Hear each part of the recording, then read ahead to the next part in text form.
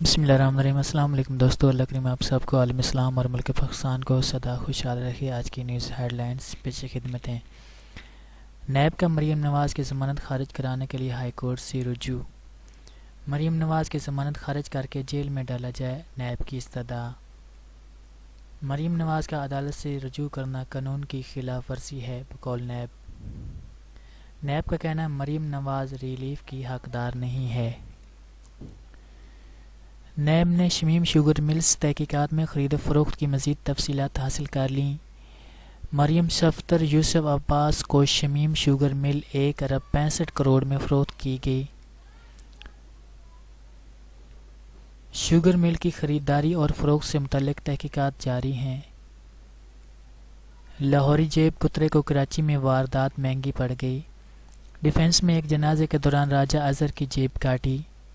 لاہور سے صرف جیبیں کاٹنے کراچی آتا تھا۔ ملزم نے شرمیلہ فاروقی کے والد کے جنازے میں جانا تھا۔ عمر شریف کے جنازے میں بھی شرکت کی اور لوگوں کی جیب کاٹی۔ یورپی یونین کا افغانستان کے لیے 1 بلین یورو امداد کا اعلان۔ یورپی یونین کا امداد کا کچھ حصہ پڑوسی ممالک کو بھی دینے کا اعلان۔ لاہور جناح ہسپتال میں نازیبا ویڈیو بنانے والا ڈاکٹر گرفتار۔ ڈاکٹر عبداللہ حارث نرسوں لیڈی ڈاکٹرز کی برہنہ ویڈیو بناتا رہا۔ ملزم واردات کے لیے خواتین کو نشاور مشروب پلاتا تھا۔ ڈاکٹر عبداللہ حارث کے 2 موبائل فون سے 50 نازیبا ویڈیوز ملی ہیں۔